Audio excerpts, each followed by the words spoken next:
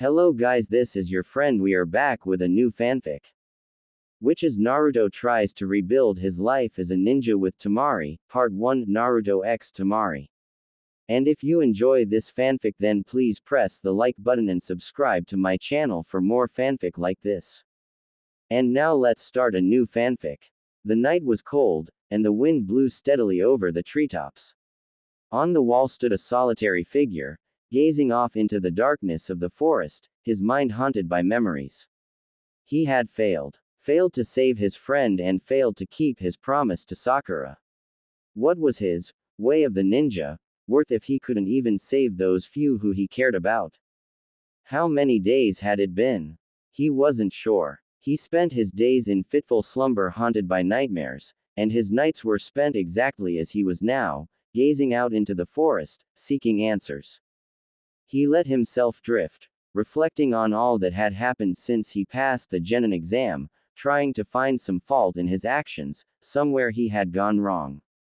There must have been a way to save Sasuke. He refused to allow himself to think otherwise. He thought about Kakashi and Iruka, those who had tried to teach him everything there was to know about being a ninja. He thought about Sakura, who he now realized would never have eyes for anyone other than the bastard, and of the various other people whom he has had the sometimes pleasure of knowing. Konohamaru, Lee, Neji Sandame, Tsunade, Jiraiya, Shikamaru, Choji, Hinata, and Kiba. He immersed himself in memories. Naruto blinked and looked up at the sky, feeling a drop of water on his face. Within minutes, a light rain was covering Konoha. He laughed bitterly to himself as more painful memories surfaced. Memories of time spent in idle banter with Haku in the forest, of the inevitable fight they fought simply because they were on different sides, and some of the last words the boys had uttered. "Please hurry and kill me. I'm sorry that you had to stain your hands. Please fulfill your dreams. My dream to become Hokage, to gain everyone's respect, and to never take back my words. My dreams are a joke." Naruto broke. He fell to his knees and let his tears mingle with the rain. "I've been wasting my time. What would Zabuza and Haku think of me now? I once thought they were evil, but they both died in contentment, fighting for those they loved most." Of all things he believed that to be true, and sometimes, it was all that kept him going. When he seemed doomed, he tried to remember the look Zabuza had had on his face, tears running down it, as he had fought to avenge Haku with nothing but a kunai in his mouth. There had been fury, despair, and love. Zabuza, killer of 100, demon of the hidden mist, had loved Haku like a son, and in return had gotten love, and loyalty above any other. Naruto looked up into the sky and wondered if he would ever be able to understand those feelings, and suddenly felt a need to escape. He jumped off the wall onto the slightly damp forest floor, and dashed off into the darkness. In years to come he would look upon this as one of the most irrational decisions he had ever made, but it was always followed up with a laugh and the comment that it was also one of the best. Originally, Naruto had no idea where he was going, he just felt the need to run. He pushed himself to the limit, trying to escape the past by exhausting his body. He ran for what felt like hours, the rain splattering on his face as he was assaulted by memories. He continued to run long into the night, and he collapsed under a tree just as dawn was breaking and immediately fell into a blissfully dreamless sleep. Naruto woke groggily to the sound of birds chirping. He sat up against the tree and, shading his face with one hand, glanced at the sun. It seemed to be late afternoon, as the sun was high and the puddles of water from the previous night's rain were already starting to dry up. He stood up and stretched, letting out a long yawn, and took note of his surroundings. All the peace his previous night's exertions had given him vanished as soon as he realized where he was. This was where he had had his first experience fighting enemy shinobi. He and his team had fought the demon brothers here, and he had, under this very same tree, sworn an oath on pain as he jabbed a kunai into his hand to bleed out poison. He couldn't help but laugh at the irony. He had run right into the hands of the same experiences he had been trying to escape. He wondered idly if anyone in Konoha was worried about him, but brushed it off immediately. No one in Konoha would notice even if he disappeared from right under their noses. He froze at this thought and glanced at the path that led to Wave Country. He turned around in a circle, looking at all the scenery around him, and for the first time in weeks, he had a true smile on his face. Why not? He called out to the empty forest. I could use a vacation, and it's been far too long since I did anything for myself, and it will be nice to see how that brat Inari has grown. Having thoroughly convinced himself, and with nothing but the cloths on his back and 13 shuriken, Naruto eagerly dashed down the long road to Wave Country. Despite his initial enthusiasm, hours of walking had dampened Naruto's spirits. There are very few things, he decided, more boring than traveling long distances by yourself. He was soon playing games with himself, seeing how far he could jump from one tree to another or pretending to be stalking an imaginary enemy, but these were only temporary distractions, so pretty soon he decided to just run again. It took only 4 days to reach the borders of Wave Country, and it was with great relief that a chakra-depleted Naruto flopped up against the side of the bridge that had altered his life forever, and just watched the people go by, waiting to regain some of his stamina. Naruto wandered around the relatively small city that was the capital of Wave Country in awe. It was completely different from how it had been but a short time ago. Shopkeepers called out into the packed markets, and fresh fruit and vegetables from all corners of the globe filled produce carts. The city appeared to now be a central hub of trade. Naruto's explorations eventually led him to the center of town, where he was more than shocked to see a large stone monument in the middle of a small park. It had a simple pyramid shape and was about 6 feet high, and each side was inscribed with the symbol of the hidden leaf. After a short prayer at the monument, Naruto realized he had to stop stalling. He was tired, had no food or clothing, and was broke. He knew logically there was no reason to be afraid of Tazuna and his family, they were his friends, but he hadn't exactly given them any warning, so he was understandably nervous. He eventually did manage to work up his nerve and make his way to Tazuna's house, only to find that it was no longer there. With a sigh, Naruto went to a neighbor and knocked on the door. Yeah, what do you want? Came the rather annoyed-sounding voice from inside the house. I was wondering if you knew where Tazuna the bridge builder is living. Tazuna. The door opened slightly and a middle-aged man peeked out. He moved out a month ago, got into the trade business and got himself and his daughter a better house near the market. Who wants to know? Naruto improvised, using mostly the truth. I'm an old friend of Inari, the grandson, and figured I'd visit as I passed through the country. The man shrugged his shoulders and gave Naruto the address. Naruto got somewhat upset when he arrived at said address to find he had passed the very house earlier that day, but he was sufficiently impressed. It looked as though the old man had done well for himself after the bridge was finished. The house was no mansion, but it was 3 stories and looked brand new. Now very tired of traveling, he trudged up to the door and gave 3 sharp knocks. Not a moment later, a voice, which Naruto recognized as belonging to Tsunami, called out from inside the house. Be there in a minute. Inari. Stop throwing those knives. Naruto's sweat dropped as the sounds of a struggle were heard from within the house. A moment later, a somewhat stressed-looking Tsunami opened the door. I'm very sorry, sir. My son likes to play ninja with kitchen knives and... Naruto. Naruto's sweat dropped again as Tsunami spun around and yelled back into the house. Dad. Inari. It's Naruto at the front door. The sound of pounding feet could be heard and Tsunami stepped out of the way as Naruto found himself flying backwards, the victim of a tackle hug, and landed rather firmly on his behind only to see a somewhat larger than he remembered Inari grinning at him from his seat on Naruto's stomach. 20 minutes and 2 inches tackling houseguest. Lectures later, they were all sitting down to a late-night snack of instant ramen in the dining room. So, Naruto, what brings you all the way out here? Tazuna inquired. Not that I'm not happy to see you, but I would expect that you'd be with your team. Naruto didn't have the heart to tell them that Sasuke had betrayed the leaf, so he again used his improvisation skills. I just had some personal vacation time, and decided I'd come see how you were all doing. He accented this with his trademark fox grin.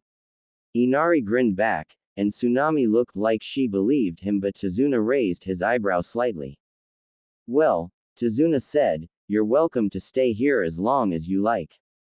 As you can see, he gestured around, my trade business is booming, so don't hesitate to ask if you need anything. Thanks for the offer, Tazuna-san, Naruto replied, but right now, I want nothing more than a soft bed. Tsunami, if you would be so kind as to show our guest to his soft bed, Tazuna laughed, we'll let him get some sleep. Tsunami led Naruto up to what appeared to be a guest room on the third floor, and he was more than happy to discover that the bed was much softer than the second-hand junk he had at home. His last thought before he drifted off was, maybe I should consider staying here for a while. Naruto woke up before sunrise the next morning and sat up against the wall. It had been almost 6 days since anyone had seen him in Konoha. Another 10 days before that he had returned from his failed mission. 16 days. He could still feel the sting where Sakura had slapped him. Could he really blame her? He had made a promise he couldn't keep, and it wasn't like she owed him anything. It's not like had helped her before.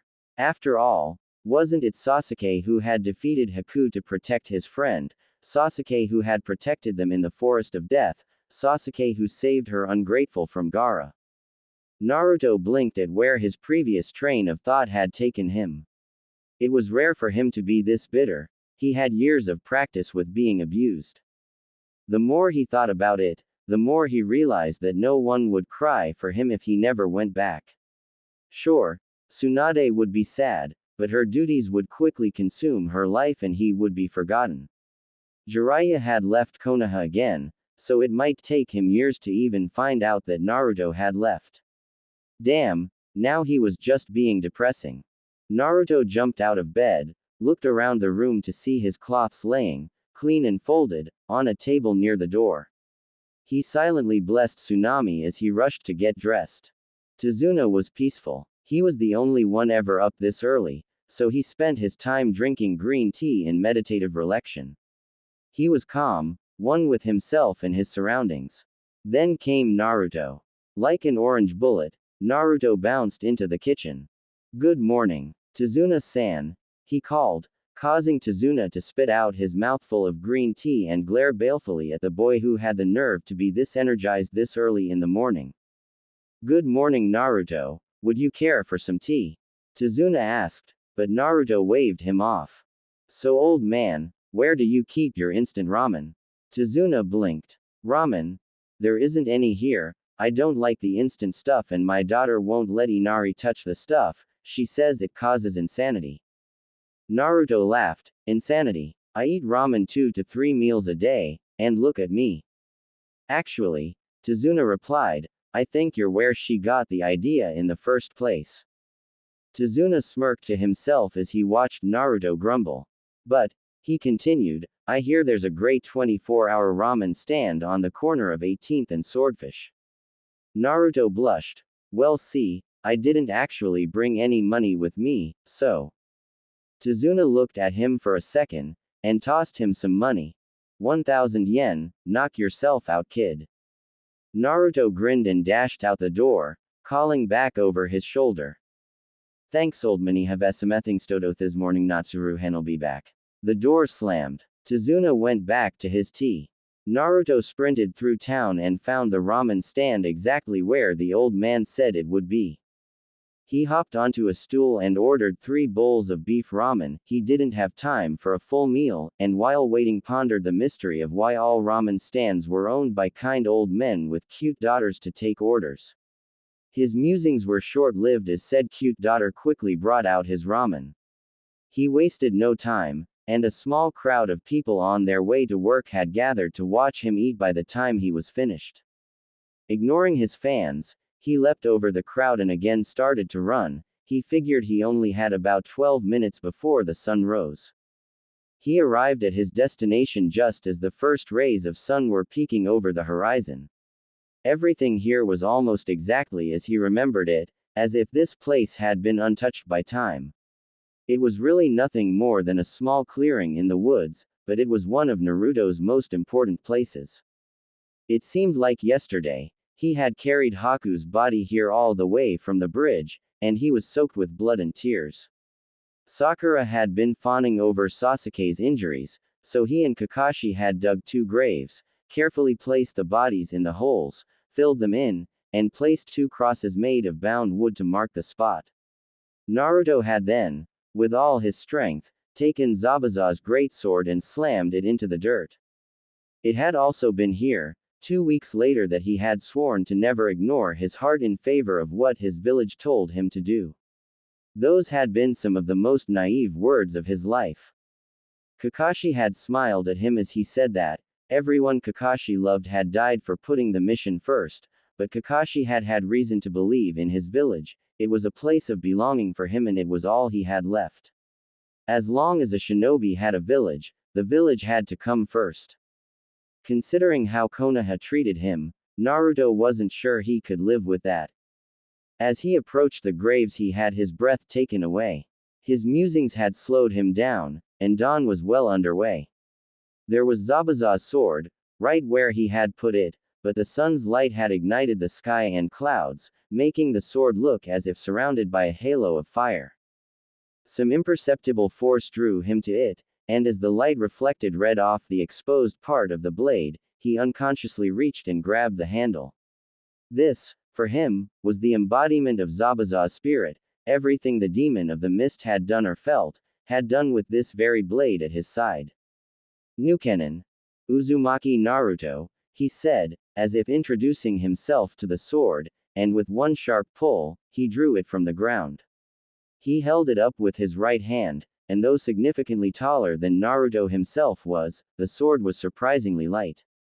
He rested the back of the blade on his other hand and examined it. He had never really taken a close look at the sword before, as he had usually been trying to dodge it. The blade was mostly straight with a short curve at the end, the handle was about half as long as the blade, and was wrapped in some rough material as well as having ridges every 6 inches or so. Both, Naruto imagined, were there to help grip it. In total, he estimated the sword's length at about 7.5 feet. As he looked closer, he saw an inscription. Engraved in the blade, right above the handle was written, Kubikiri Houcho.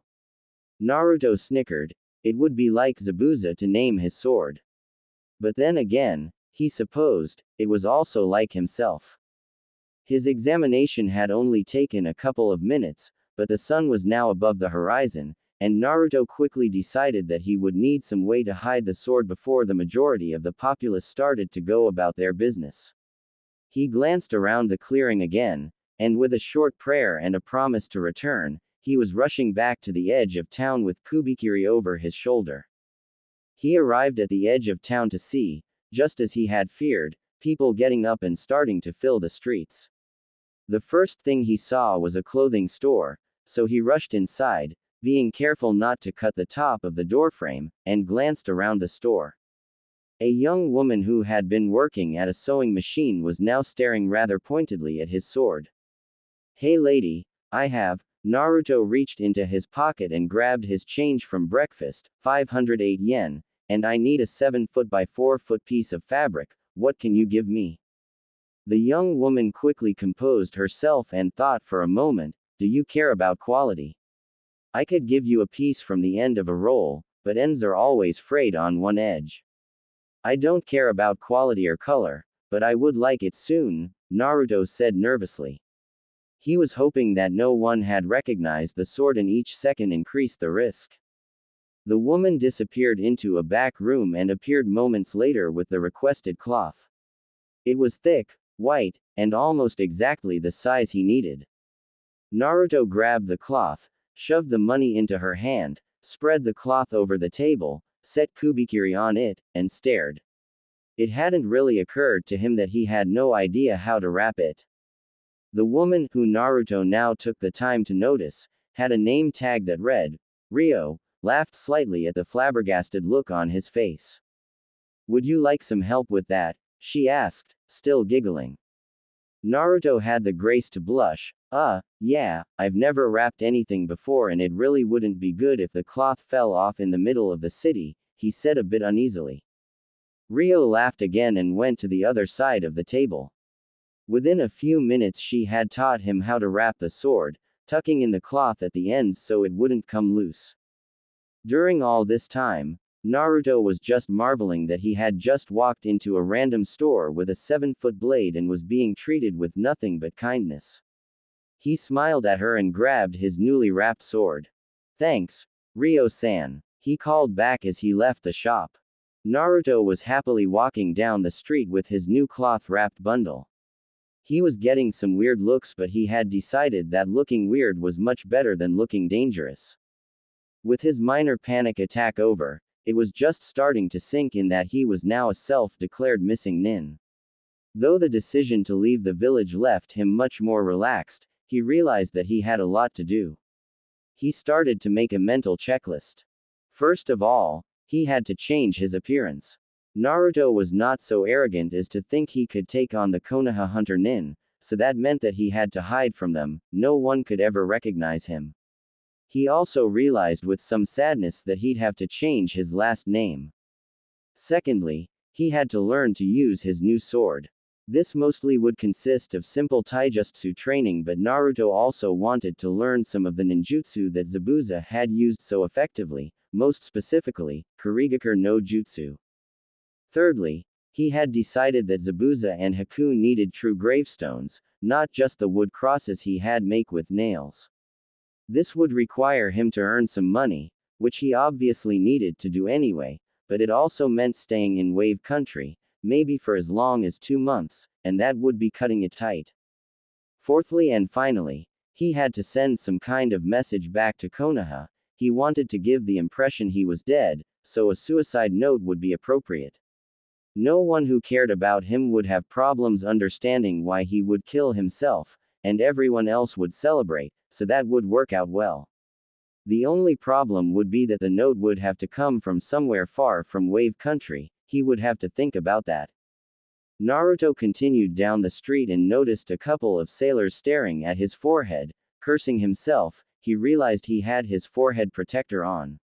He rushed into a side street and shoved it into his pocket before hurrying back to Tezuna's house, annoyed at his own stupidity, but happy that he had at least some vague plans.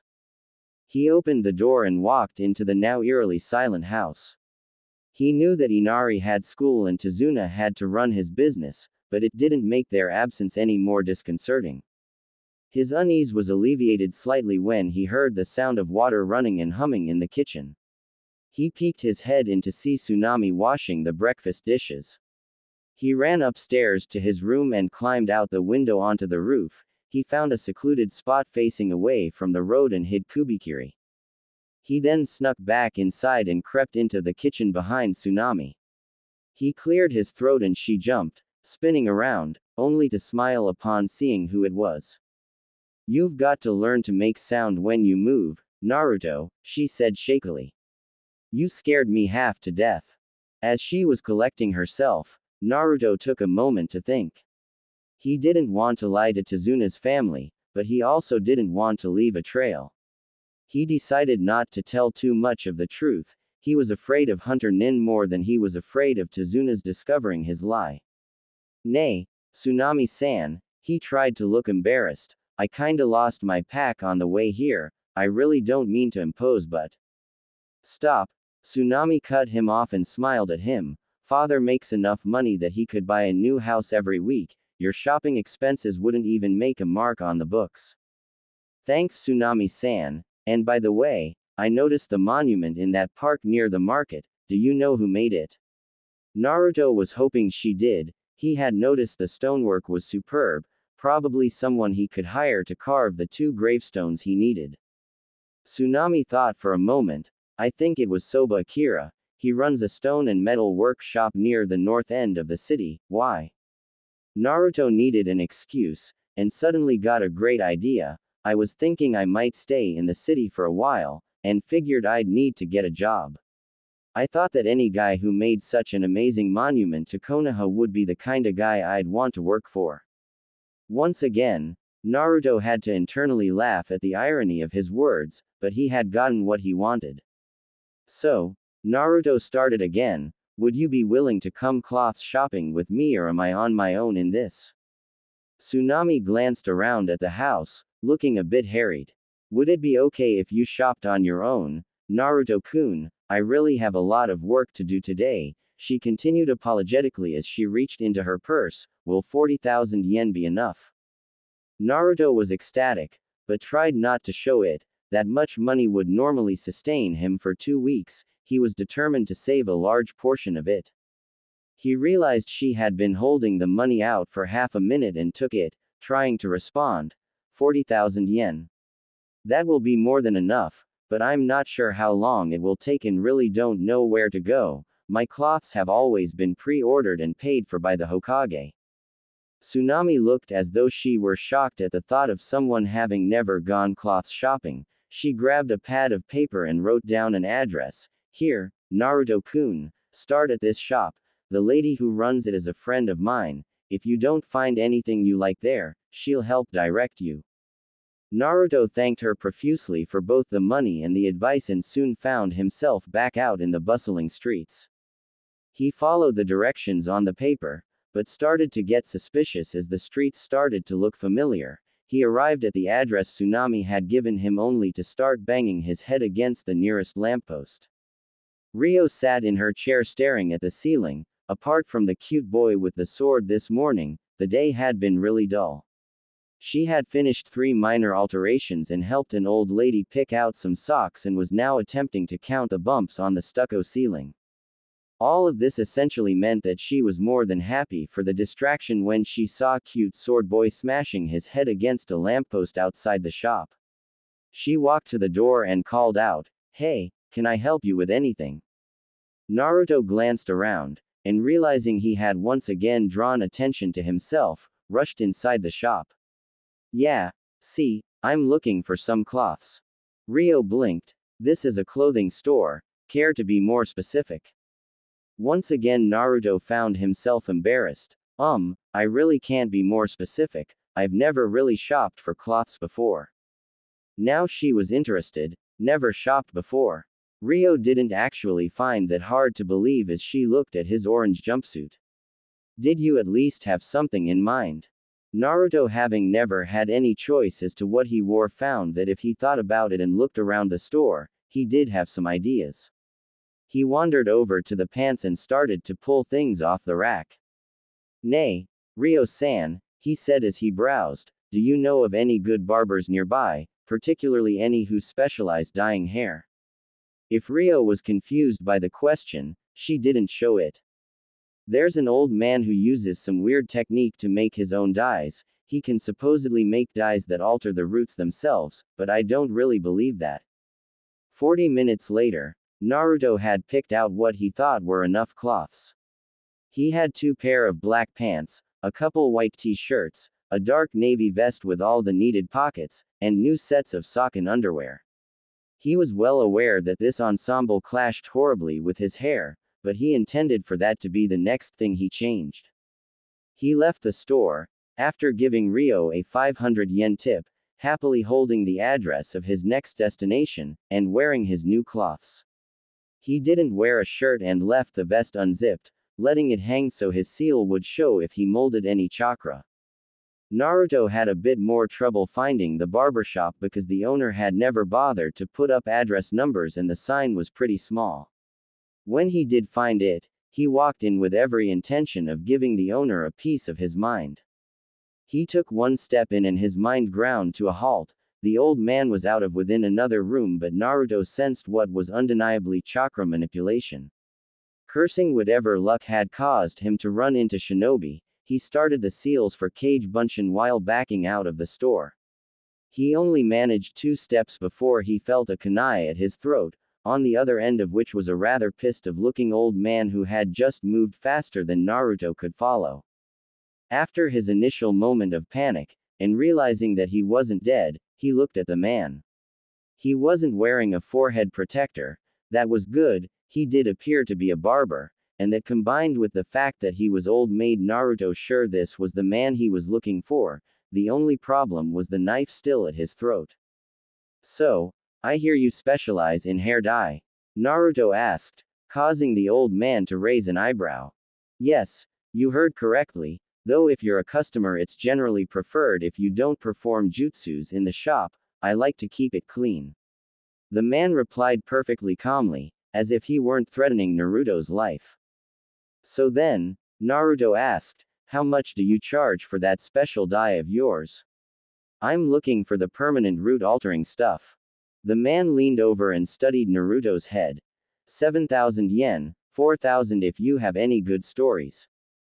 Naruto was confused. Stories? What kind of stories? The old man's eyebrow rose higher. You are a missing nin, aren't you? I don't see a forehead protector. No village I've heard of has a uniform like that. You're too slow to be an undercover Anbu or hunter nin, and to top it off, you come here wanting permanent hair dye, so I think it's pretty obvious. When he put it like that, Naruto had to agree that it was pretty obvious. That didn't, however, help with the current situation, so he decided to gamble and tell the truth. He had aversions against lying to people who could A probably detect his lie and B kick his.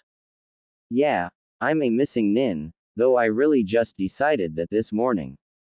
After a moment of thought, the old man removed the kunai and dropped it into one of the many pockets in his smock, did a 180 turn, and walked back into the back room. What color? The old man called. It took a second for Naruto to realize that the man was asking about hair dye. A dark maroon, he called back to the man. Naruto had thought carefully about his choice of color. He wanted something drastically different from his current blonde, but not something he wouldn't like. The man emerged holding a bottle and a bucket and gestured towards one of the barber chairs. Naruto sat as the man rubbed an odd chemical into his hair before telling him to rinse his hair in the bucket. Once that was done, the man took out a pair of scissors, started to trim and told Naruto to start a story.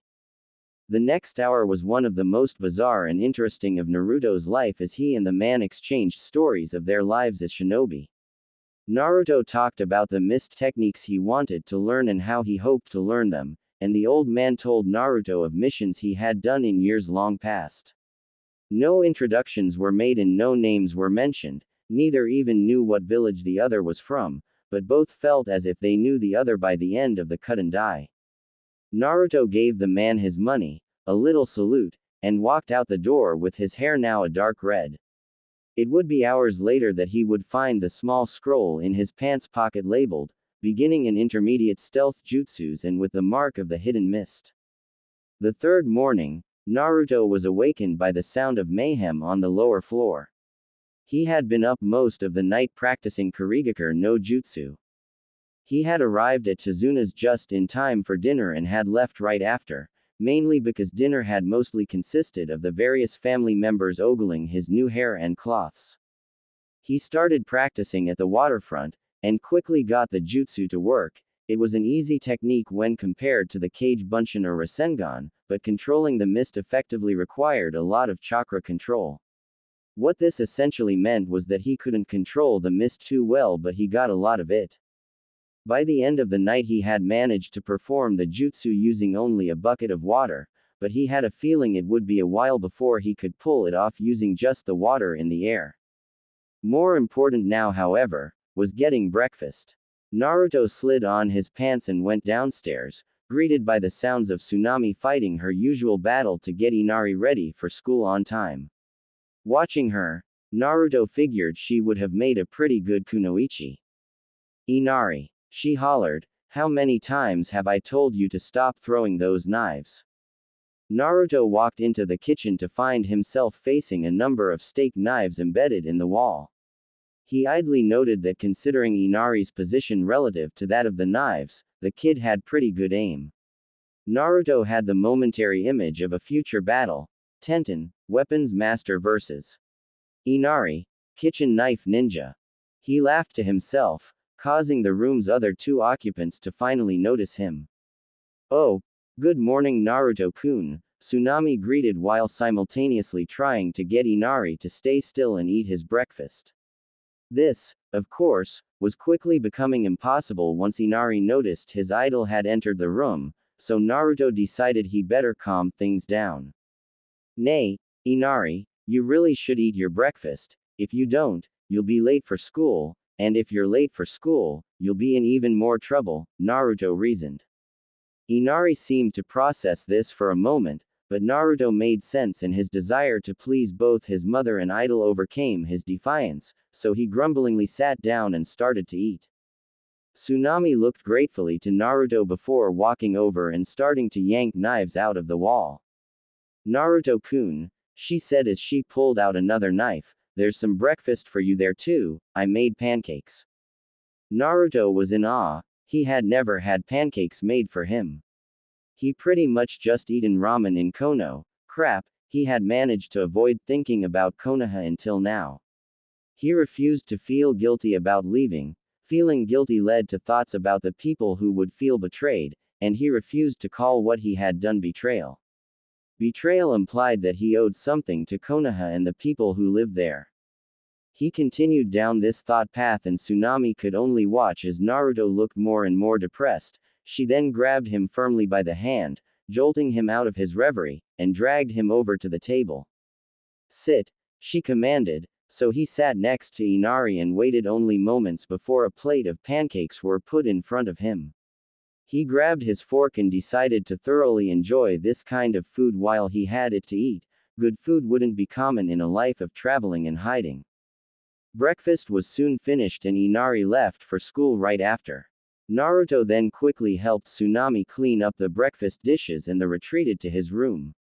Now again left to his own devices, he snuck out onto the roof, and grabbed Kubikiri from where he hidden it the day before. Hefting the sword over his shoulder, he jumped down to the street and headed for the forest. After just an hour, Naruto realized he had some serious muscle building due to. He could lift the sword with one hand, but couldn't control it very well. His movements were choppy and predictable, particularly when he had to reverse direction. Another hour passed and Naruto discovered another problem. His small stature made it almost impossible to do any kind of upward cut. He would need to be at least a foot taller. He pondered over this conundrum for a few minutes, and after some experimentation, found that he could jump while swinging to give him the extra height he needed. Naruto was, as always, obsessively persistent with his training, and he was happy with his improvement by the time noon rolled around. He had decided that on the way back to Tazuna's for lunch he would stop at Soba Akira's shop. It was on the way and Naruto wanted to meet the man as soon as possible. The shop was easy enough to find, and appeared to be just a mid-sized building with a sign out front announcing the place as Soba's Stone and Metal Workshop. Naruto jumped onto the roof and hid Kubikiri. He didn't want to scare the man.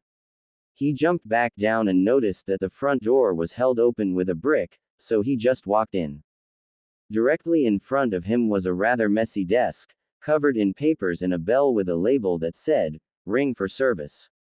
Behind the desk the room opened up into a cement-floored workshop covered in tools Naruto couldn't name as well as pieces of stone and metal in various stages of carving.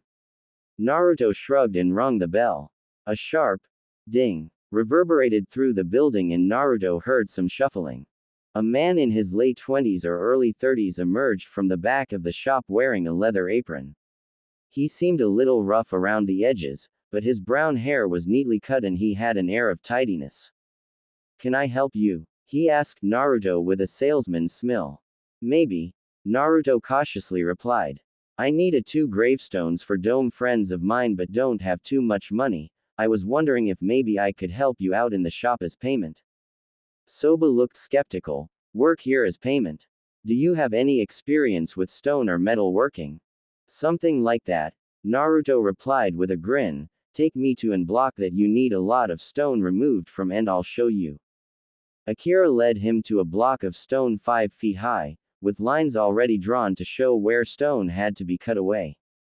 Naruto held out his hand and started to mold his chakra in the familiar swirling pattern. He opened the floodgates, pouring chakra into the now reasonably sized vortex in his hand. Rasengan, he called as he slammed the orb into the stone block. It took a little less than 30 seconds to grind away most of the unneeded stone.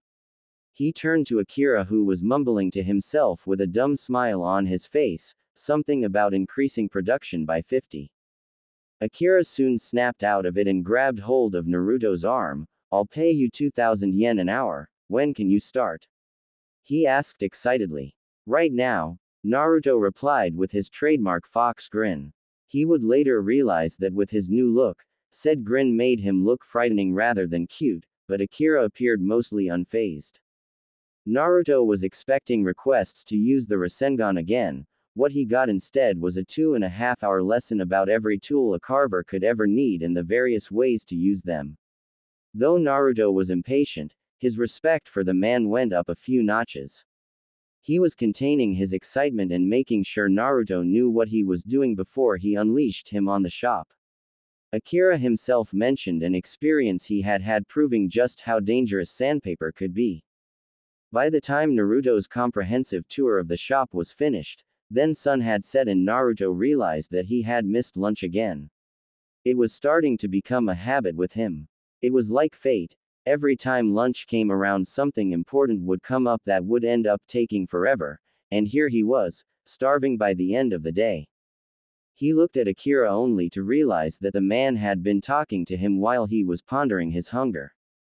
Having no idea what had been said, Naruto just nodded vigorously, which seemed to be the correct response. "So, you'll start work when tomorrow?" Akira asked. Naruto thought for a minute. "I'll be here at noon. I'm busy in the morning, so I'll work from 1 o'clock to 6 o'clock. Sound good?"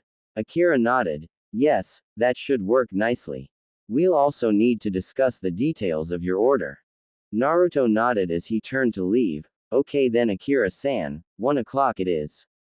Akira grinned as the boy ran off into the distance. That kid's weird energy ball thing would cut his production time in half. He was already drooling. Naruto waited until Akira had turned and gone into the shop before doubling back to pick up Kubikiri. It wouldn't be good to forget it. Naruto ran all the way home, as he was now temporarily calling Tezuna's house. The day had gone as well as he could have hoped and better. He now had a job that was both training and paid better than being a ninja ever had. He could even move his plans forward, maybe as much as 3 weeks. Between the 18,000 yen he had left over from shopping and a month's salary at 10,000 yen a day, he would be set for quite some time. Naruto jumped up to the roof, hid Kubikiri, slipped down to his window and climbed inside. He figured he had 40 minutes before supper and there was something he needed to do. He sat on his bed and took his forehead protector out of his pocket. For the second time that day, he gathered a chakra swirl in his right hand and then carefully used his Rasengan to grind off the symbol of the hidden leaf. He grabbed a kunai out of his holster and, even more carefully, carved in 2 kanji. He tied it back around his head and went into the bathroom to admire his work. His forehead protector now read, Akuma Shinkuro, Demonic Mirage. Naruto had thought a lot about what he was going to do about his forehead protector. Leaving it in its original state would attract attention he didn't want from the leaf, but it was what told the world he was a shinobi, and he had no intention of settling somewhere and finding some menial job. He had finally decided that he would try to build a reputation on his own merits as a shinobi without loyalty to a village, but doing that would require a distinctive look, and he would have to eliminate everything inside him that could be recognized as Uzumaki Naruto. It was in that moment, as he examined and pondered his almost unrecognizable appearance in the mirror, that Uzumaki Naruto died, and Fushaku Naruto was born. It wasn't simply a decision to change a name, because Fushaku had to be everything Uzumaki wasn't. Normal people would consider this as pretending to be someone you're not, but for Naruto, it was quite the opposite. He would have to learn to not to force himself to act a certain way, and he knew it would take a while. He started to practice his facial expressions in the mirror. The first thing he tried was smiling, which he soon found he had to be careful of. A full-blown smile showed off his longer and sharper than normal canines, and although they were great for intimidation, not so good for casual conversation. He tried a scowl or two, and everything seemed okay there, though it was uncomfortable to scowl for more than a few seconds. Naruto continued on like this until supper time, practicing various expressions. This wouldn't have been a problem if Inari hadn't opened the door to call him to dinner during his attempting of the nice guy pose. He had tried to pretend he had just been examining his thumb, but Inari had kept giving him those odd looks all through the meal. Naruto announced during dinner that he had gotten work at Soba's shop to the surprise of all. He didn't go into details, just said that Akira had found a use for some of his unique skills. Apart from his announcement, supper was uneventful, as Naruto had thankfully remembered to remove his forehead protector before coming down. Naruto again quickly escaped to his room, as he wanted to get to bed early and had one more thing to do. He knew what being a missing nin could do to someone, and so he needed rules for himself, a new ninja way.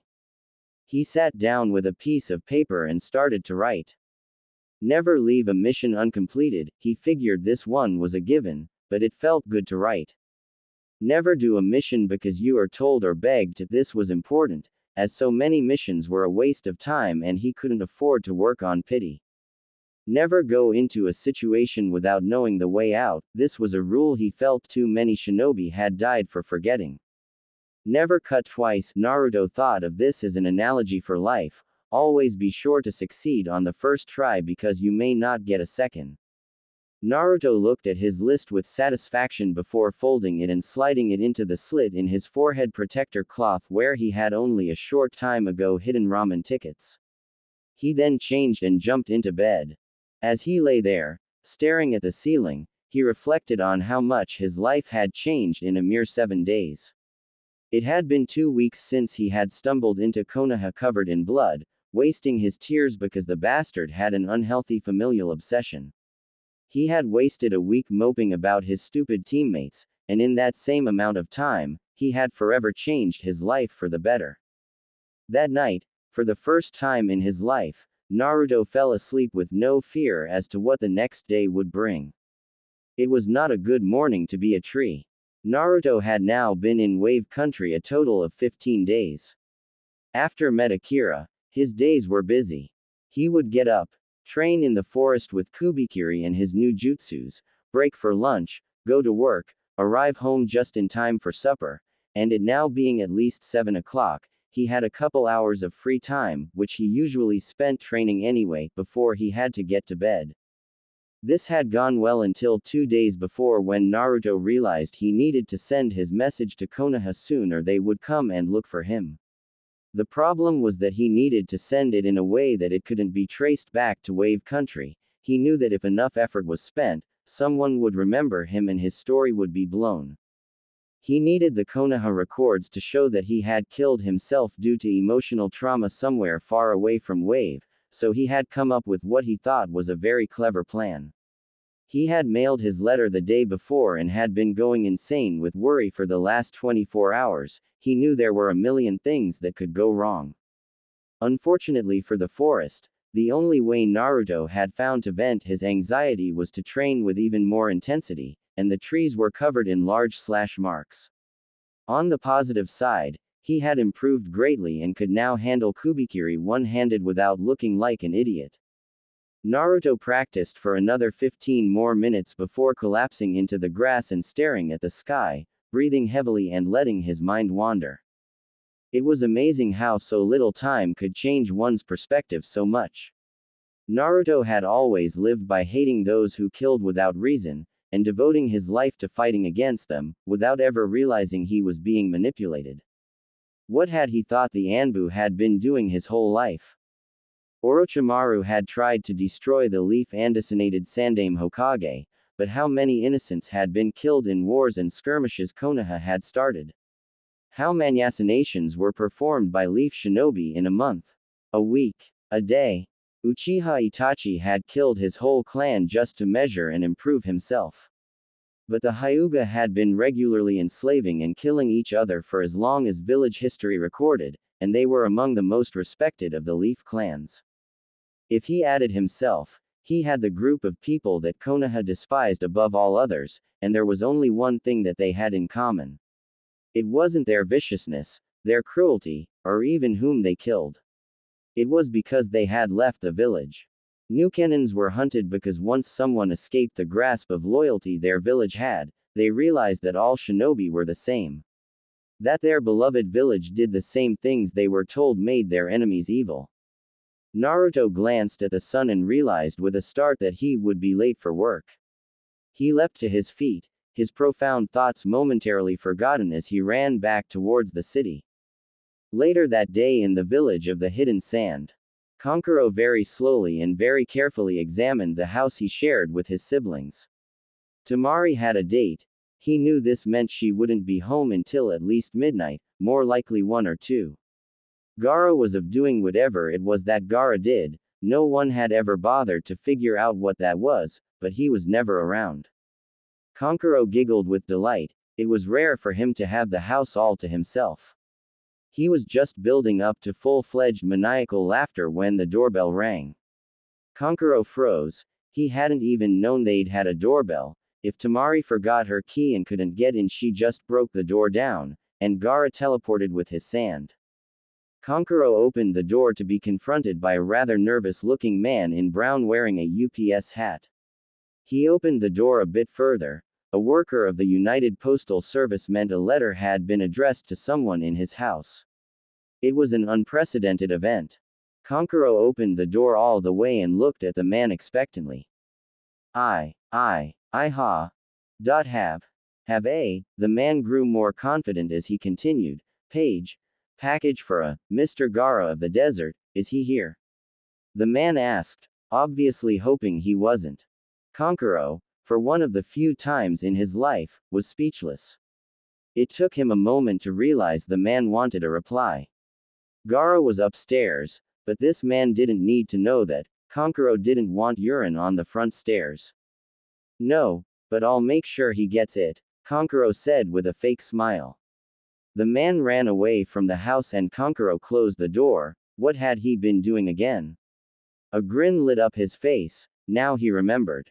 He tossed Gaara's letter on the table and ran to his room, again checking that the coast was clear. He withdrew a DVD case from under his mattress and grinned stupidly over the title.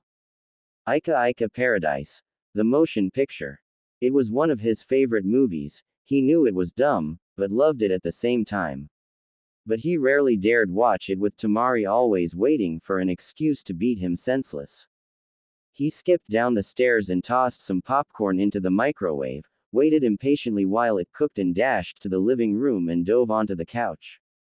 The movie had only been on a couple of minutes when Kankuro felt a presence behind him. He felt every muscle in his body tighten as Gaara calmly walked into his field of vision, over to the recliner next to the couch and, setting his gourd on the floor, sat down. Not entirely understanding what was going on but not willing to waste his Temari free time, he started the movie again. Kankuro was normally fond of commenting on the stupidity of various characters, but felt insecure with Gaara there. This feeling was quickly alleviated, however. Don't drink the purple liquid just because it's sitting there. Have your brains leaked out of your head, or are you just a stupid, pathetic waste of life? Gaara yelled. Kankuro looked at his little brother as if he had grown another head, which honestly, would have surprised Kankuro less. Gaara was yelling at the TV, at a porn movie, at his porn movie. The next time an appropriate scene cut in, Gaara was about to speak but Kankuro cut him off. Why would anyone with a fraction of a shred of a half-dead monkey's brain hit the big red button that says do not push? The two looked at each other, both with a little respect in their eyes. This went on for about the next 30 minutes, when disaster struck.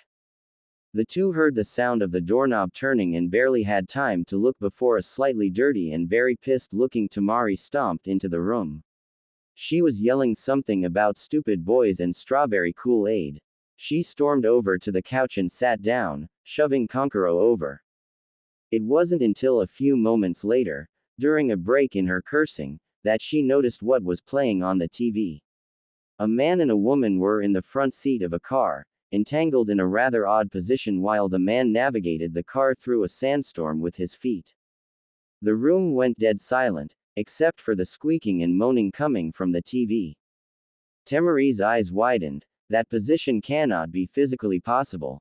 It was then that the Sand siblings found the first thing they had in common, commenting on dumb movies. It was the best time they had ever spent together.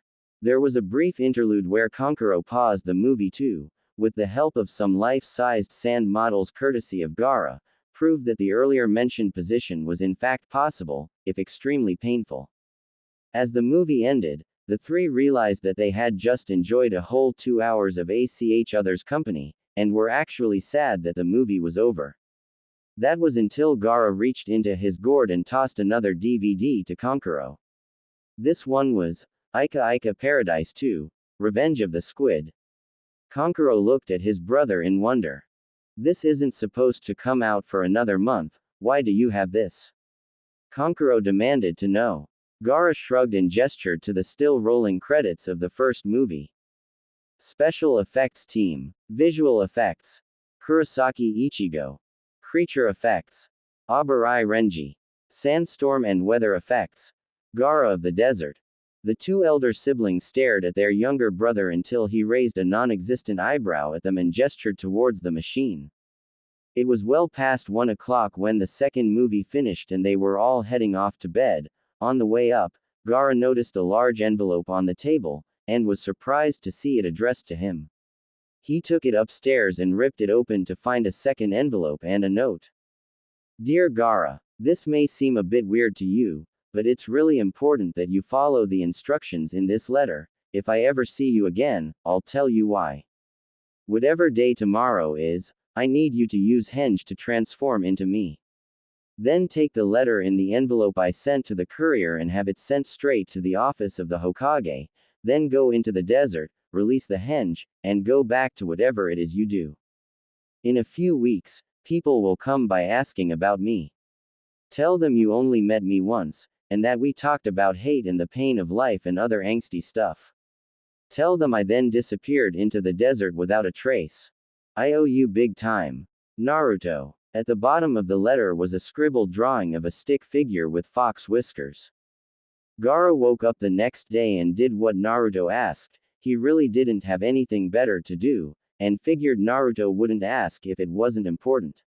It also gave him something to do for a few weeks. He needed to practice his angst.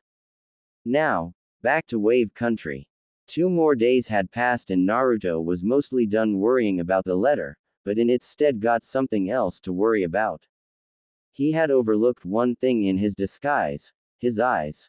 Contrasted to the rest of his dark outfit, his eyes were a piercing shade of blue, and very recognizable. The thing was, he thought knew of a way to change his eye color, but it would require a great deal of research, be very dangerous, and guarantee that he would never be allowed in Konoha again. He did a double take and realized that he really didn't have a problem with any of those. He was really starting to like being a Nukenin. Now having spent 2.5 weeks in Wave Country, Naruto started to think about departure plans. Akira had offered to make the 2 gravestones free of charge and Naruto had set them in place the day before. He had been making money by the bucket load, and figured he wouldn't need to start taking missions for a while, which was good. Naruto had been spending more and more time in the forest. He had gained enough control to make Kurigakure no Jutsu a powerful if not perfect skill and was improving his sword technique every day. It was therein that the problem lay. The more Naruto trained, the more he realized that he had many things to work on. His sword was in need of repair. His working with Akira had taught him a thing or two about metal, and the sword had been old when Zabuza had owned it. He would have to find a master swordsmith if he wanted a good job done on a sword this unique. Most smiths, even good ones, just dealt with the basic swords, katanas, ninjatus, wakizashis, etc. His second problem was that training his body wasn't enough.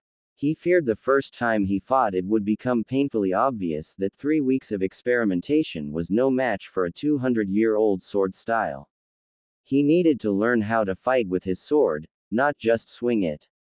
He figured the first one was more important, because he still had his old jutsus and could fight barehanded, but sword experience was useless if your sword was broken. Now hoping to leave Wave Country in less than 10 days, Naruto threw himself into his training even more, and added into his daily schedule an hour at the local library. It wasn't as extensive as Konoha's, but Naruto found enough books on seals to give him a pretty good idea of what he would have to do to change his eye color. It wouldn't be particularly complex, just insanely dangerous. Naruto made a note to test this particular jutsu somewhere far away from, well, anything. With his having roughly planned his departure date, time sped by even faster. Before he knew it, his 4th week in Wave Country was coming to an end. Today was Friday and Naruto planned to leave this Sunday. That meant today would be his last day working for Akira, and Naruto was surprised to find that he would miss the man. As today was his last day, he felt there was a question to ask, but he wasn't quite sure how to do it. Naruto had been careful to never give any indication as to why he was here, and for all Akira knew, Rasengan could be a beginning-level jutsu. Naruto approached what passed for his boss's office and fidgeted for a moment. Akira glanced up. "Is there something I can help you with, Naruto?" he asked. "Yeah, I've already told you that I'm leaving Sunday, but before I go, I need you to promise never to repeat any of this and answer a question without asking why." Akira gave him an odd look, but nodded. "I want to know who the best swordsmith on He continent is, and where I could probably find him." Naruto let out a breath. If Konoha Hunter Nin were given the answer to this question and knew he had asked it, he would be thoroughly screwed.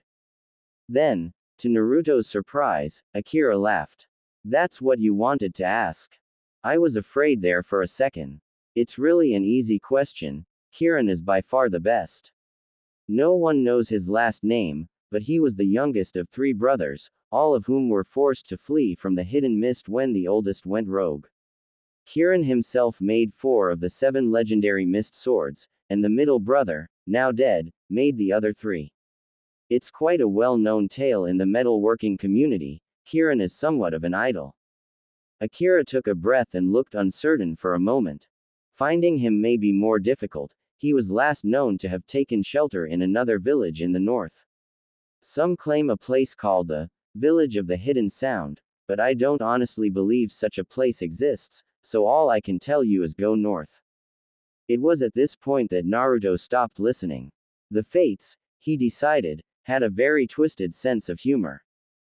Naruto waved goodbye to the man who had been his boss and friend for the better part of a month and headed straight home. He hadn't told Tazuna of his plans to leave and didn't intend to. Naruto would be gone long before sunrise the next morning, and would leave an apologetic note, claiming that a top-secret mission required his presence immediately. A PS reminded the family not to admit to anyone that he had been there, not even his own teammates. Naruto went to sleep that night with a sense of trepidation. Now having a solution, though a potentially unpleasant one, to the dilemma of how to repair Kubikiri Haucho, he had set his sights on how he might improve his proficiency with it. A regular sword master could teach him some basic forms, but Zabuza had not needed a style. He had simply fought with the sword as an extension of his body, and for Naruto to have any less skill would be an insult to the sword and its previous master. Naruto needed to learn from someone who knew and understood how to fight with a weapon of this size. They would have to have negotiations with any hidden village friendly to Konoha, and ideally, they would also know the various water jutsus that complemented the use of such huge weapons. The longer Naruto thought about this, the more it disturbed him. The problem wasn't that he didn't know anyone who fit these criteria, the problem was that he did. Bonus. Naruto's new look. Stealthy and stylish. Hair. Maroon. Vest. Navy. Pants. Black. Why these 3 colors, you ask? All 3 are very distinctive in light. The hair looks red, the vest blue, and the pants black. But when night rolls around or visibility gets bad, say, in thick mist, all the colors just look dark. Anyone describing Naruto to an authority or a hunter nin would describe the cloths as dark or black. People tend to make a noticeable mistake in these situations. When told, his cloths were dark, they tend to automatic all Yumi the cloths were all the same color. The next obvious question is, why the vest with no shirt underneath? To which the answer is also quite simple. Fighting with an 80-pound sword requires mobility, and if one isn't going to wear any armor, why bother with a shirt? The ninja vest is really a requirement, but anything else is just something to get in the way. It should be noted that Zabuza never wore anything on his upper body, but he had Haku to carry all the emergency supplies. The open vest also allows his seal to show, which adds to his intimidation. The next morning, Naruto woke up at 3 a.m. He carefully and quietly packed his few possessions into a small duffel bag Tazuna had given him to keep his clothes in. He zipped it up and crept downstairs. He left his note sitting on the kitchen table, where Tazuna would undoubtedly find it when he came down for his morning tea. Saying a silent goodbye to the house and the people who lived there, he walked out of the house, closing the door behind him. Kubikiri Haucho was, as always, exactly where Naruto had left it on the roof. Naruto had started to feel more comfortable with the sword nearby and felt nervous when it wasn't within his range of perception. Naruto stood atop the house and looked around at his surroundings. He imagined all the sleeping citizens of Wave Country, completely oblivious to the one who would be leaving them tonight. Naruto jumped down from the roof and started to run. He ran out of the city into the forest much as he had run from another city but a short month ago. But there was a difference. As he had fled Konoha, he had been plagued by memories of the past. As the morning plodded on, Naruto continued to run through the forest. He was now in Fire Country, and probably would be for quite some time. It was the only direct land route from Wave to Sound and Naruto wasn't good with ships. Going the most direct way would take him within 40 miles of Konoha, but Naruto wasn't prepared to be that cocky yet, so he had planned a slightly out of the way route that would keep him a safe distance away. As the sun rose towards the peak of its path and noon approached, Naruto realized he'd been stalling long enough. After all, it had been hours since he had seen any signs of human life. Steeling his resolve, he set down his bag and sword on the ground near a particularly tall tree and ran another minute through the forest. Sweaty and out of breath, but by no means out of stamina, Naruto sought to calm himself. He was about to attempt an experimental jutsu, and wanted to at least be calm so he didn't make any mistakes. He closed his eyes and calmed his spirit. His eyes shot open and in one fluid motion, he bit his thumb and streaked a line of blood down the seal on his belly. He moved his hands faster than the normal human eye could track. There were 37 hand seals. He finished on the dragon seal, and called out to the empty forest. Shikifujin Kai. He found himself in the familiar landscape of his cave-like mind. He had been expecting this, but it unnerved him nonetheless, particularly considering what he was expecting at the end of the tunnel. He walked into the large room that held the Kyuubi's cage. The jutsu had worked and he had used enough chakra. The evidence of this was that as was flying around the room, forming a swirling vortex of blue energy, and as he watched, the seal holding Kyuubi in his cage started to glow and stretch and the great iron doors started to open. "What are you doing, brat?" Kyuubi's voice called, sounding as confused as Naruto had ever heard Kyuubi sound. The seal stretched more and more and the gates opened wider and wider. The demon figured he had to be suffering some kind of mental breakdown, but wasn't willing to let opportunity escape. As soon as the gates were open enough, Kyuubi stuck a paw through the gap and sent it hurling towards Naruto, hoping to crush his mind and take over the body. Naruto saw the huge clawed appendage coming towards him and it took every ounce of his willpower to wait as long as he did. As the claw was fractions of a second away from making his body into a demon puppet, Naruto released the jutsu. The blue chakra in the room immediately vanished. The seal lost its glow and the gates slammed shut, cleanly severing the front right leg of the Kyuubi, which quickly disintegrated into a wave of red chakra that washed over him.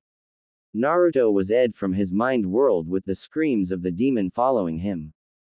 Naruto awoke in the real world to discover a new meaning for the word, pan.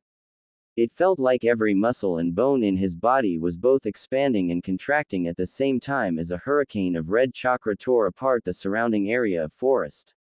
After about a minute, the chakra vanished until Naruto was just left lying on the grass, staring at clouds.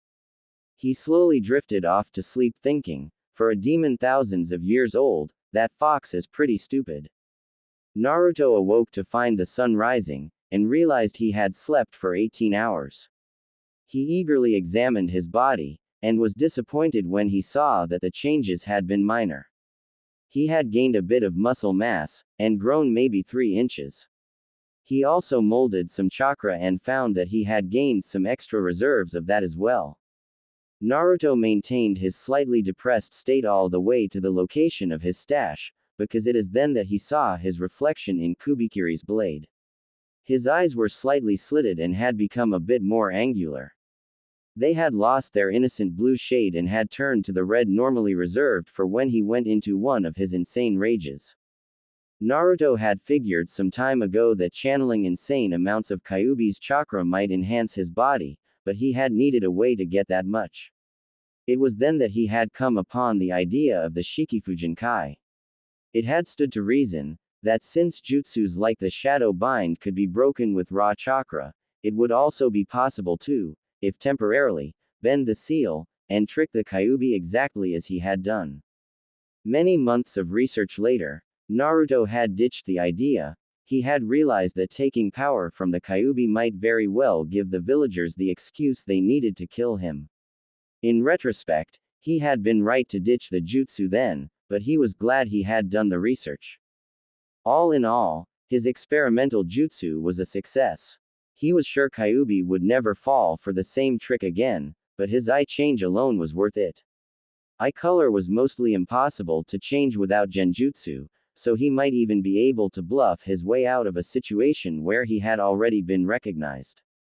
Satisfied and refreshed from his long nap, Naruto checked his map and compass before bounding off through the forest. Meanwhile, in Konoha, the fifth Hokage lay on her desk, with her eyes staring blankly off into empty space.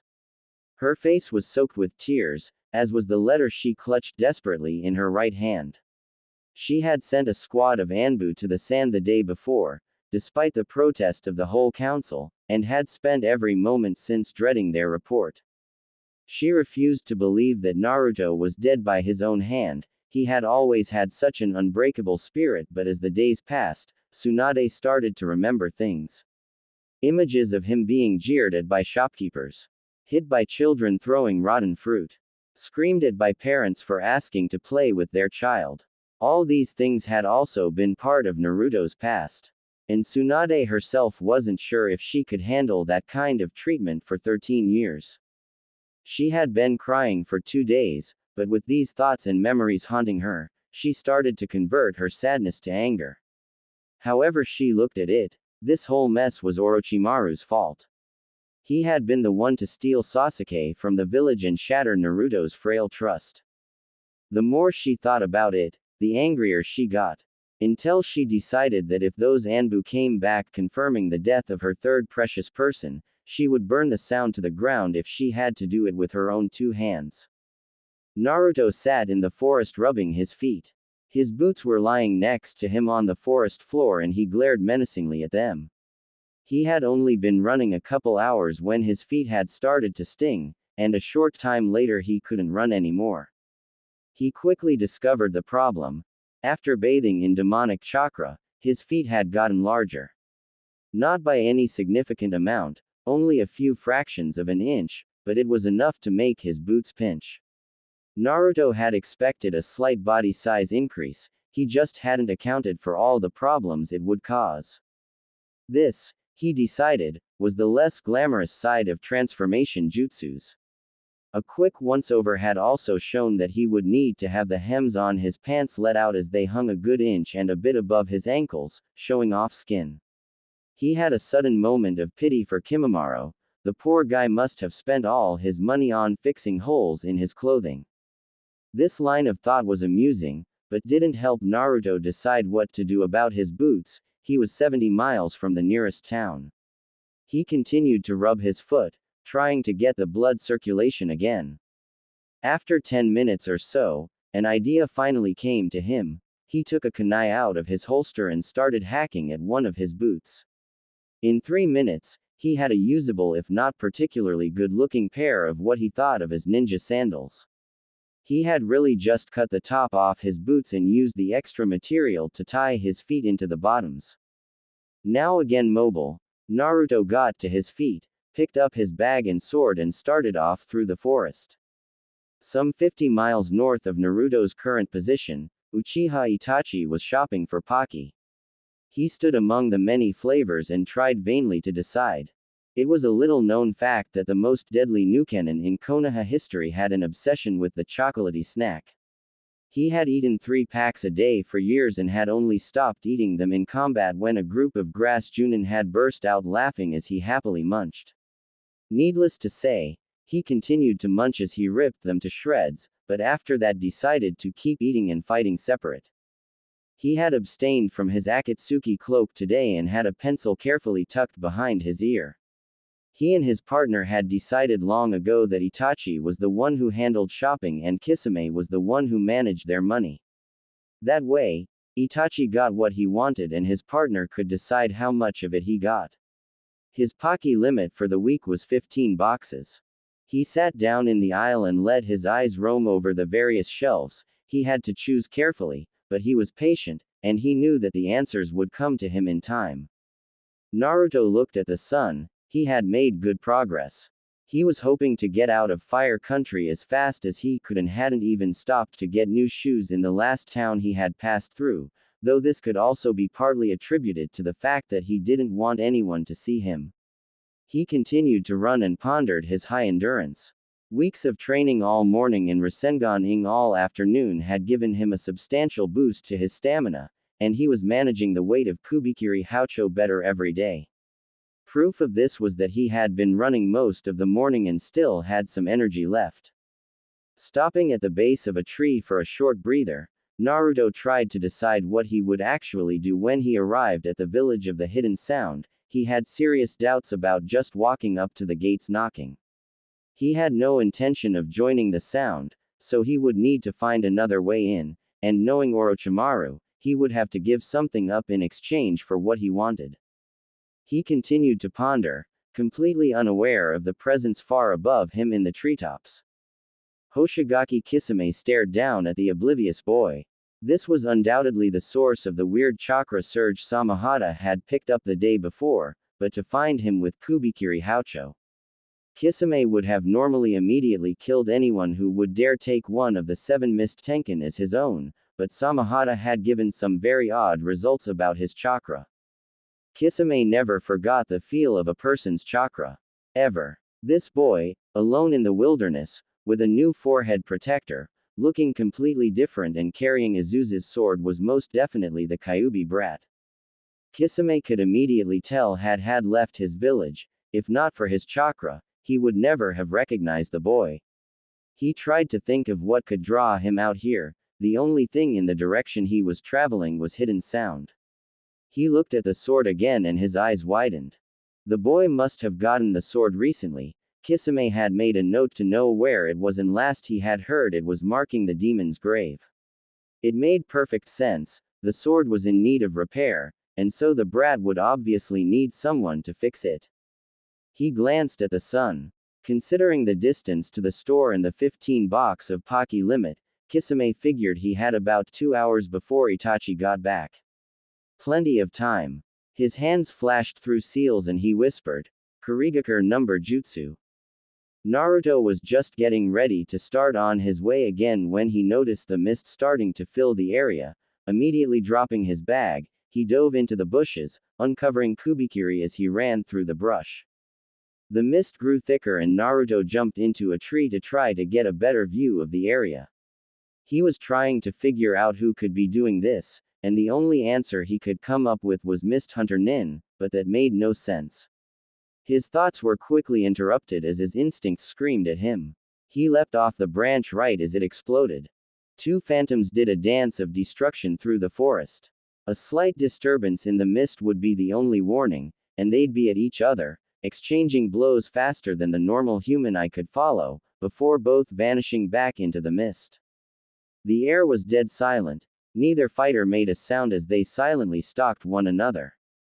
Both knew there was no time for attempting other jutsus. The second one of them was off guard, the other would strike. Still somewhere far away, Itachi was reaching for his 9th box of Pocky when he quickly withdrew his hand. He couldn't allow himself to be hasty in his choice. Naruto cursed silently as he looked out into the impenetrable fog. He knew he had the disadvantage. Kisame had a better understanding of Kurigakure no Jutsu, and so Naruto was fighting blind on pure instinct. And then there was the small issue of Kisame being a Junin.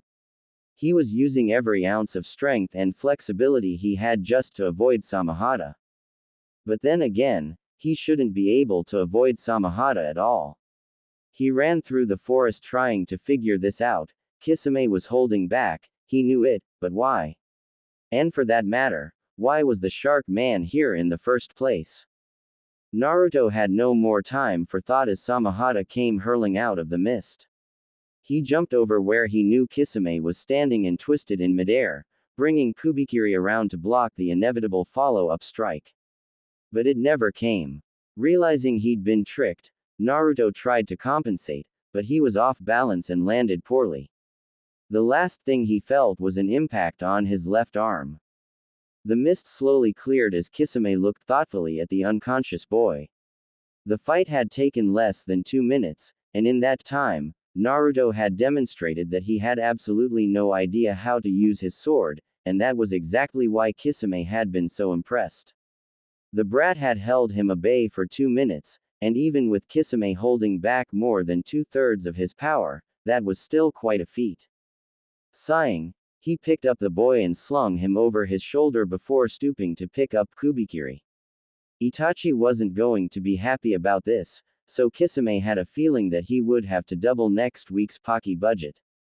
Naruto's first thought as he started to come around was that he must be in heaven, because his nose was full of the smell of fresh ramen. Just as he was opening his eyes, however, the ramen was taken away. "Wake up, brat," Kisame said impatiently. "We need to have a little talk before Itachi gets back." Naruto was suddenly fully awake and examining his surroundings. He was relieved to see both Kubikiri and his bag in good condition. He was less pleased, however, with being tied to a tree and towered over by an annoying shark man. He would later think up many things he could have said at this moment, but settled for the first thing that came to mind. "Why aren't I dead?" Naruto asked. Kisame didn't even miss a beat. "Because I need to ask you some things," he replied. Naruto blinked. He supposed that made sense. "Ask away." Naruto went over his options, and decided this was another case where his "don't lie to people who can kick your" theory applied. See Chap.3. He also realized that explaining where he got the sword would only make sense if he explained why he had left Konoha. One thing led to another, and Naruto spent the next 10 minutes essentially summarizing everything that had transpired in the last month and a bit. Kisame had been silent the whole time, but was ecstatic. This would be perfect. The situation couldn't have worked out better if some had planned it. Author twiddles his thumbs innocently. "Tell you what," Kisame said, "I'll give you some help with your atrocious sword skills and help you get into Hidden Sound to find Hoshigaki Kirin, and all I want in return is for you to help me out with something." Naruto started to say something, then stopped as he noticed Kisame's smirk and reprocessed what he had just said. "Oh," was the most intelligent reply Naruto could come up with. "So," Kisame started again, "do we have a deal, brat?" Naruto realized that even if he hadn't needed help getting into sound, he really didn't have a choice in the matter seeing as how he was tied to a tree and helpless. He nodded slowly. "Good," Kisame said with a grin. He cut Naruto's bindings and set the bowl of ramen in front of the ravenous boy. "Eat quick, brat," Kisame called as he tossed Naruto some chopsticks. Itachi left the store and headed back to camp satisfied. It had taken him 3 hours and 43 minutes, but he had decided on what flavors he wanted. He was munching on a stick of white chocolate cream when he came upon the scene of a young boy with red eyes practicing with a giant sword in the middle of his camp. Itachi pulled out his box of Pocky and carefully read the ingredients, but nothing seemed suspicious. He looked again. The boy was still there. He activated his Sharingan, and the boy was still there. He was about to introduce one of his kunai to the boy's neck when he felt Kisame land beside him. He turned and glared at his partner.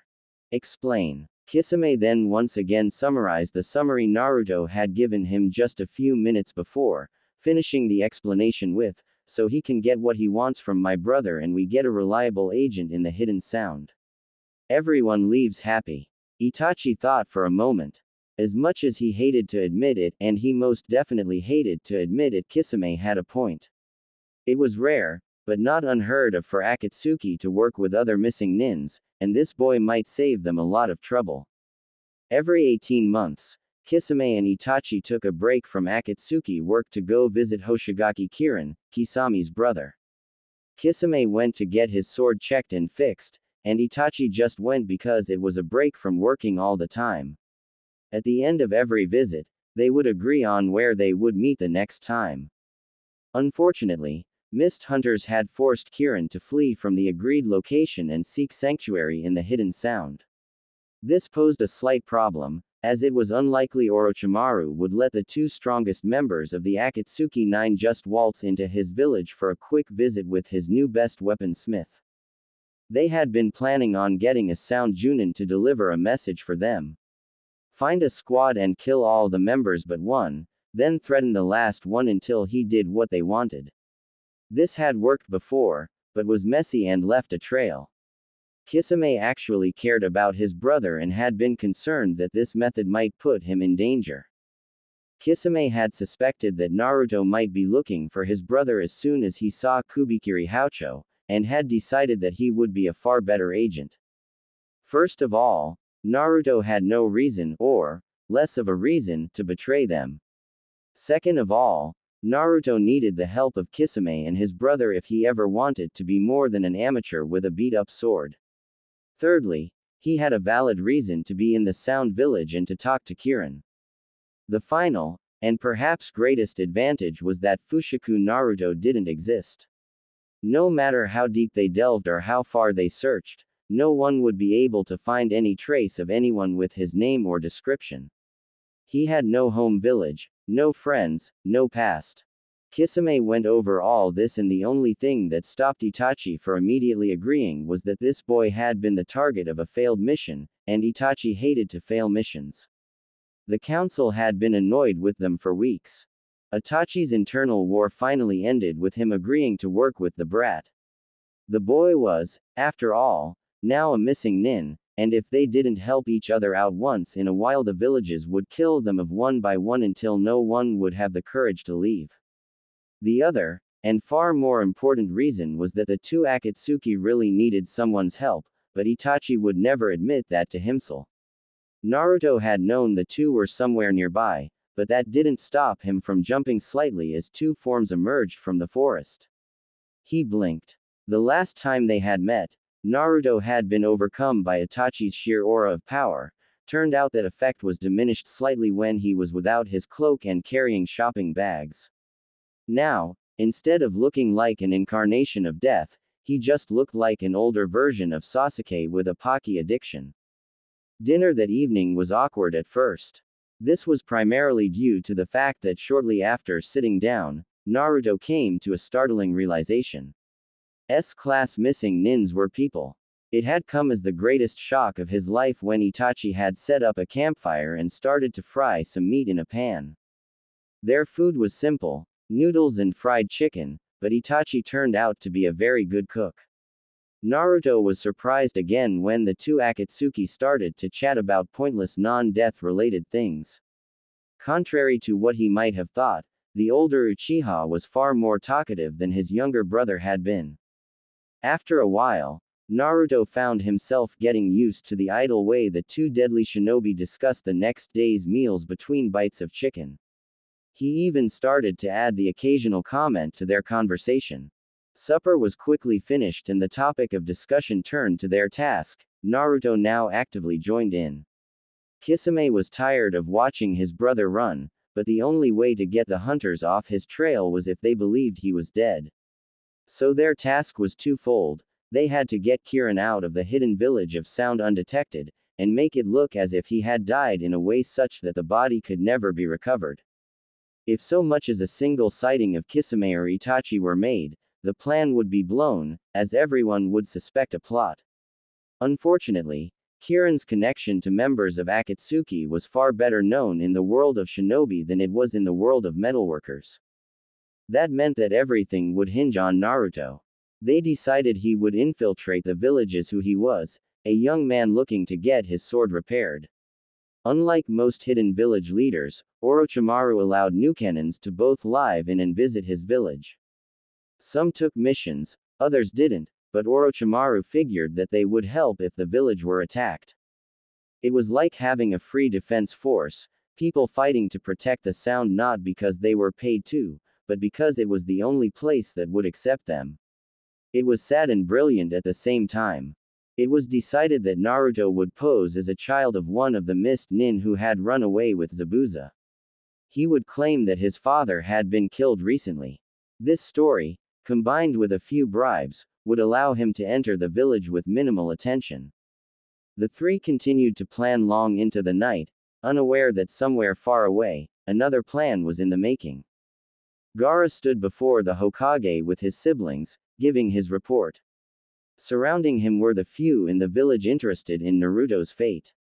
He had been speaking for just over an hour, and from his first word he had every ounce of attention in that room focused on him. He wove a tale of sadness and depression so dark it tore at the heartstrings of even the most cold-hearted Junin. It was a tale of a broken boy who had come to see the only other person on the planet like him before he threw his life into the sands of the desert. He described the conversation he had had with Naruto in minute detail, every word, every facial expression, and every gesture. It was all, of course, a complete lie. Finally, he finished with, "Then I saw his form slowly vanish into the desert." Gaara took a step back, very proud of himself. He wouldn't doubt that he had just given the best angsty speech anyone in the room had ever heard. Though he admitted that watching Rock Lee sob and hug his teacher for an hour had unnerved him a little bit. It had only been moments after the Anbu arrived at his door that he realized what Naruto had done. He had wondered the whole way here whether he would be able to lie to the Hokage herself. Then he had seen the parties in the streets. Bars offering free liquor, huge signs waving in the wind reading, "Ding, dong, the demon's dead." Most of Konoha was celebrating. A few people were indifferent, and here, in this room with him, were the only ones who felt even a tinge of sadness at the thought of Naruto being dead. His eyes roamed around the room. The Hokage had started to cry silently halfway through his story and the man called Jiraiya was holding her hand. The elder Hyuga child had his eyes tightly shut, was evidently trying to hold his emotions in check while his younger sister, or cousin, Gaara wasn't sure, clung to him, sobbing. Noticeably missing were Naruto's remaining teammate and teacher. Gaara glared. How dare these people think they had the right to be sad? Where did they think they had been when Naruto had needed them? The people of this village didn't deserve the truth. Gaara continued to be angry even after the Hokage composed herself and thanked him. It was Orochimaru's fault. It followed in Tsunade's mind that Sasuke had left because of Orochimaru, and Naruto had trouble even thinking it, killed himself because Sasuke had left, therefore, it was Orochimaru's fault. Tsunade stood and looked at the few gathered before her. There has been, she declared, far too much sadness in this village. So much that it will be many years before life gets back to normal. But in this time, I ask you to be strong, and help me to eliminate the source of this sadness. Tsunade slammed her fist into her desk, shattering it. I want every available shinobi called in from whatever mission they're on, from the Anbu to the Genin, I want them all here. She turned to Shizune. Get our strategists working on a plan. 1 month from now, we will crush Orochimaru and his village of sound, and end this circle of sadness forever. The Hokage spun and stormed out of the room, leaving a stunned audience behind her. Shikamaru sighed, troublesome. Back in the forest, Naruto lay sleeping silently near the now extinguished campfire. Deeper in the woods, Itachi and Kisame were washing their clothes in the river by moonlight. They were silent for the first few moments, each having things to contemplate. Itachi looked at his partner and decided he needed to break the silence. Don't even start thinking about it, Kisame. The council would never allow us to have a dependent, he would just slow us down. Kisame growled slightly as he tried to get a sweat stain out of his shirt. I'm perfectly aware of that, but looking at him is a lot like looking into the past, isn't it, Itachi? Itachi could only nod. He remembered well what it was like during his first year as a missing nin. It had been hard, and he had been a Junin when he left. Naruto was Chunin level at best.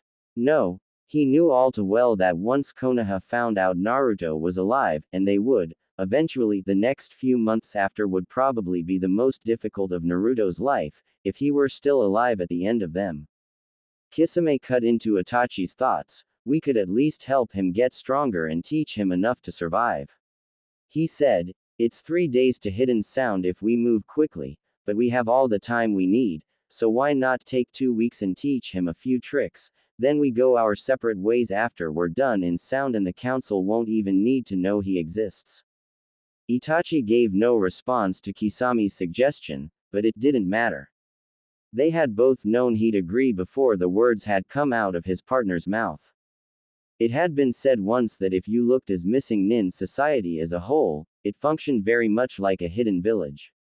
Mission information was carried by rumors instead of scrolls, but there were definite ranks and the older nins often passed on their experience to the younger ones. Itachi now understood why that was. Not out of any particular like for Naruto personally, but because in looking at him, Itachi inevitably saw some part of himself. Bonus. Physics of big swords. Having a decent knowledge of rotational motion is a necessity for any decent swordsman. The first fact is that the distribution of mass is very important.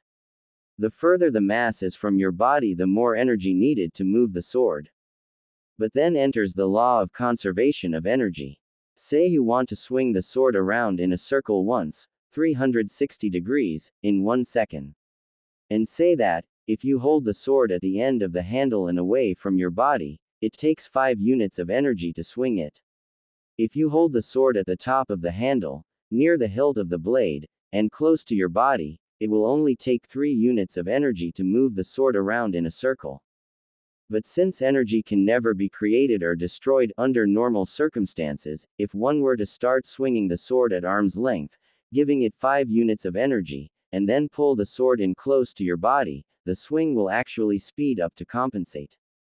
The opposite is also true. If you start a swing in close to your body then extend your arm, the speed of the strike will decrease. The next morning, Naruto was kicked awake at 5:30 and told that he had to get up and train. Kisame handed him kubikiri and started dragging the still groggy Naruto out to a clearing. He then drew Samahata and started to explain. Okay, brat, listen up. Itachi and I don't think you're ready for this mission yet, so you're going to be getting a 2-week crash course on how to be a missing nin. Your mornings will be spent doing taijutsu and swordsmanship training with me, and your afternoons will be devoted to Itachi teaching you the more general skills you'll need to stay alive. With no more words, Kisame charged. Caught unaware, Naruto was slammed fully awake as he tried to parry Kisame's first strike. Tried being the operative word. He was thrown backwards by the force of the blow. The next 2 hours were spent pretty much like that. Kisame attacked from somewhere. Naruto tried to block. It took 45 minutes for Naruto figured out that this was not strength, but creativity and instinct training. Naruto figured out early on that he could never overpower than Shark Man, but he found there were tricks he could use. After trying to deflect shuriken with his sword the way he would with a kunai the first few times, he realized that if he turned the sword sideways, it was wide enough to shield him completely. He also found that the best way to block Kisami's attacks was to counterattack. If they both charged each other at the same time, Kisame would lose the momentum advantage he had when Naruto was just standing there, waiting for the impact. Sometime around 7:30 they had breakfast. Kisame and Naruto had bacon and eggs, Itachi had orange pocky. Right after breakfast they were back to training, only this time Kisame was actually teaching. He took Naruto through the basics of holding and swinging a sword, and then taught him some basic routines to practice. Kisame felt this was very important, because he had seen some moments in their pre-breakfast practice where Naruto had pulled off a truly amazing block, only to be overpowered because he was holding the sword in the wrong place or at the wrong angle.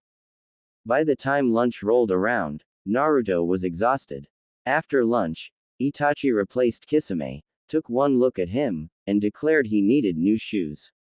Naruto was still wearing his now rather beat-up impromptu sandals he had made from the remains of his boots. It was for this reason that Naruto found himself in a shoe store in the nearest town an hour later. Naruto had complained that it was a long run for shoes until Itachi mentioned that he sometimes ran for half a day to get his weekly pocky supply. Naruto blindly picked out a pair of boots, which Itachi carefully examined before nodding. Naruto paid for the shoes and they ran all the way back to camp.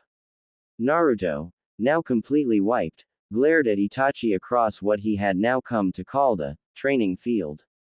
Suddenly, without warning, the old Itachi was back, the one that used to give him nightmares.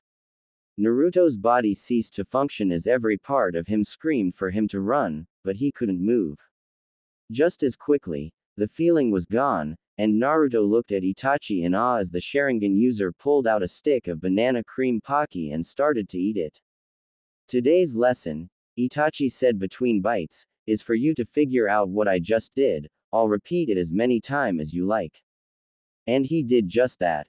The first few times, Naruto was just as shocked and frozen as the first. But slowly, as the afternoon went on, he started to resist the feelings, and as he did, he started to notice little things. The way Itachi shifted his posture slightly. The way his eyes narrowed. The way he angled his head. The way his muscles tightened. The list went on until suddenly, Naruto's eyes widened in understanding. Itachi wasn't moving, but somehow. Itachi nodded slightly. Orochimaru calls this killing intent, he said, but what it really is the accumulation of fear stimulus. Seeing the blank look in Naruto's eyes, Itachi tried to come up with another way to explain it. What do people do when you glare at them with your red eyes? Itachi asked. They get afraid. Naruto responded hesitantly. Exactly. And what do they do when you bare your fangs at them? Itachi asked again. They get more afraid, Naruto responded, wondering where this was going. Itachi continued on, right again. But, Naruto, we are a race that has huge numbers of instincts that we never need to use anymore, instincts left over from when we were primitive hunters. And there are over 100 more subtle movements that automatically set off a fear reaction in humans. Naruto felt a chill run down his back and Itachi continued on. I just shifted my weight as if I was going to attack, and I'm sure you felt some fear. Naruto nodded. So if I were to do 40 or 50 small motions at once, each of which triggered a small fear reaction, they would build up into a paralyzing terror. Naruto finished. Naruto spent the rest of the day subjected to Itachi's fear stimulus, as it was explained that he couldn't learn the technique himself until he was fully able to resist its effect. Naruto had absolutely no energy by the time supper rolled around and went to bed especially early, as Kisami's smirk promised another 5:30 wake up. It was in this way that the first week passed, and at this time, both his teachers were impressed with his progress. He wasn't a genius by any means, but his incredible endurance and work ethic made up for it. In 6 days' time Naruto had learned the basics of handling his sword, and had refined and smoothed his motions. He had also learned 15 of the 36 fear stimulus Itachi was planning on teaching him. He had yet to successfully use them all together, but he was working on it. On the 7th day, it was time for Itachi to go shopping for food and Pocky, and it was decided that Naruto would accompany him. On the way to town, Itachi started a conversation about dealing with clients as a missing nin. So say you find out that a client wants to meet you at a certain place and time, Itachi said, what do you do? Naruto thought for a moment. I'd send a clone, and watch from a distance, he said. Wrong, Itachi said firmly. Don't you think Hunter Nin's plan for that sort of thing? You should go yourself to meet the client, anything less would be insulting, but use at least 6 clones as sentries. You don't care if the Hunter Nins find you, if they are stronger than you then you're doomed either way, because they will always find you eventually. You just always want to know when they're coming. It's also good to remember that if you are caught in a sting operation, whoever is posing as the client can be used as a hostage or human shield. Naruto absorbed all this information as they arrived in One. Itachi handed him a shopping list and disappeared to the snack store, leaving Naruto to get all the regular food. 2 hours later, both were done their respective tasks, but Itachi wanted to make one more stop. What do you mean? I need a new sword wrapping. Naruto growled. Your current one is too difficult to remove in combat and falls off too easily. Instead of one large piece of cloth that you fold around it, we're going to get you a long strip of cloth to wrap around it, much as Kisame does. Itachi replied calmly. 20 minutes later, Naruto was heading back to camp with a week's worth of groceries and 60 feet of what looked to him like bandages. The only reason he wasn't complaining more than he was that Itachi had paid. After arriving back at camp, things soon fell back into routine, and before Naruto knew it, 4 more days had passed and they were on their way to the Hidden Sound. During the 3-day trip, they planned and trained, spending every spare minute in preparation. They stopped a day from the sound as the last 12 hours of the journey Naruto would have to make alone for Itachi and Kisame to stay out of range of the sound's regular patrols. As they sat around the fire eating what would be their last meal together, each was reflecting on the past weeks. For Itachi and Kisame, it had been a unique opportunity not only to teach, but also to spend time with someone who wasn't afraid of them. Everywhere they walked, fear followed. No S-class criminals, not even Orochimaru had the aura of fear carried by Uchiha Itachi and Hoshigaki Kisame. But here was a boy who was not only immune to it, but also impressed by it. In his weeks with Itachi, Naruto had become quite adept with all 3.